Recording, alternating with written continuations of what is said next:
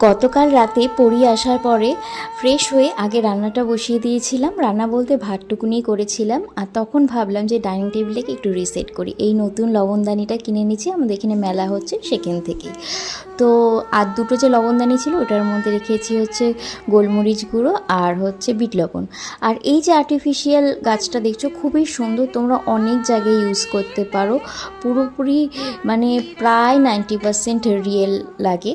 তো এটা যদি তোমাদের পছন্দ হয়, এটা আমি অনলাইন থেকে নিয়েছি, তাহলে অবশ্যই কিন্তু কমেন্টে লিংক বলে কমেন্ট করো, অটোমেটিক তোমাদের ডিএমে লিংক চলে যাবে।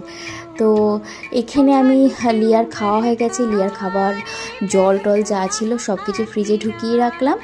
আর এখানে হচ্ছে আমি যে রান্নার সময় লবণ আর হলুদ ইউজ করি, ওই জার দুটো ভালো করে পরিষ্কার করেছিলাম, তো ওটাকে আবার রিফিল করে নিলাম।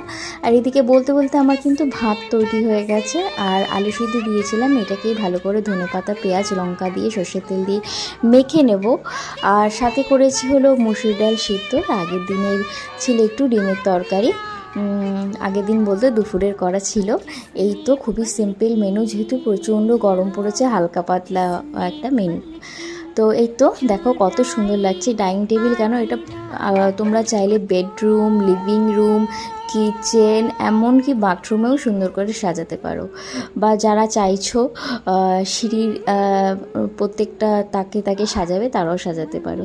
এই তো গল্প করতে করতে ডিনার কিন্তু রেডি। তো দেখা হচ্ছে নতুন একটা গল্পের সাথে। Thank you for watching.